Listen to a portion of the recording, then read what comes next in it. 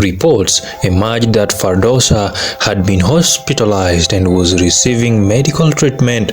Images and videos associated with the latest reporting show her arriving at the medical facility in a wheelchair and receiving an intravenous drip while medical personnel attend to her. Her condition has been described as worrying, but there is one crucial question that remains unanswered. What exactly is wrong with Fardosa?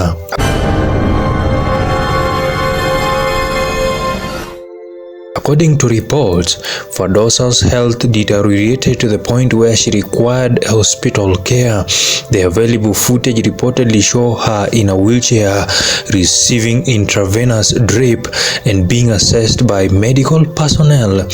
Reports also say that before the hospitalization, Fardosa had spoken about persistent physical pain and numbness affecting her hands and arms. She had reportedly appealed for medical and dietary assistance.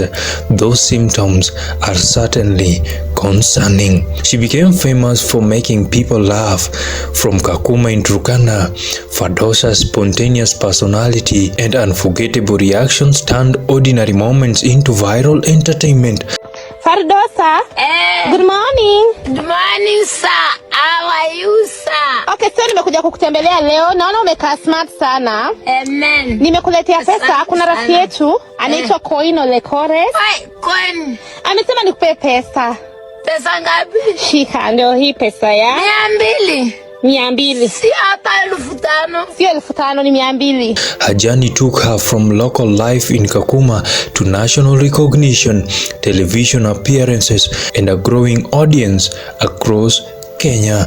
But today, the story is very different. The current hospitalization did not happen in complete isolation. There have been a previous public concerns about Fardosa's health and well-being. In April 2026, it was reported that Fardosa was unwell and had been seen being wheeled from a hospital. Her caretaker and manager Shangazi wa Taifa appealed to Kenyans to pray for her. That episode also brought renewed attention to concerns surrounding Fardosa's relationship with alcohol, but there is an impact distinction. Previous reports may document alcohol-related problems, but there is an important distinction. They do not establish that alcohol is the medical cause of the today's hospitalization. That conclusion would require medical evidence. Concerns about Fardosa's drinking had already emerged publicly in 2025. In September that year, an incident in which Fardosa returned to Kakuma intoxicated after a trip was reported. The reporting described claims that she had sold some food supplies to obtain alcohol. Another video reportedly showed people helping her after she returned home drunk.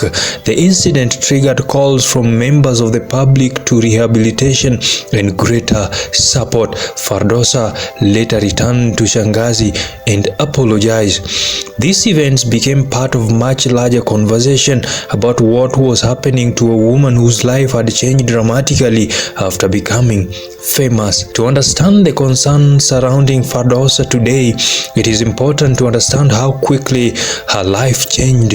In 2025, videos of her life in Kakuma began spreading widely online.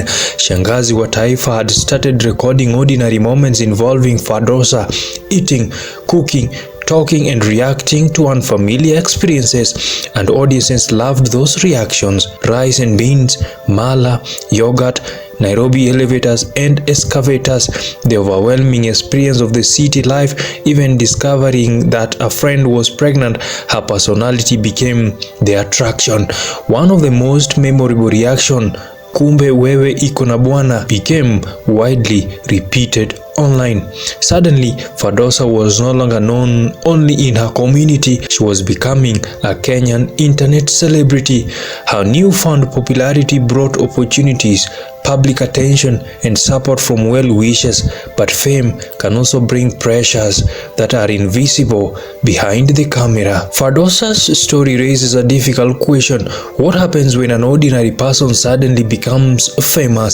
Her life moved between Kakuma and Nairobi. Her audience grew. People began watching her closely. Supporters offered material assistance. At the same time, public reports began describing alcohol-related difficulties, personal disagreements, and growing concern about her well-being. The cheerful personality that made Fardosa famous remained at the center of public attention. But behind the viral videos was a person dealing with real-life challenges, and today those challenges have taken on an even more serious dimension. Whether alcohol has directly contributed to her current condition is the question that most people are asking themselves today. This is Freedom Amos. Subscribe for more videos. Adios.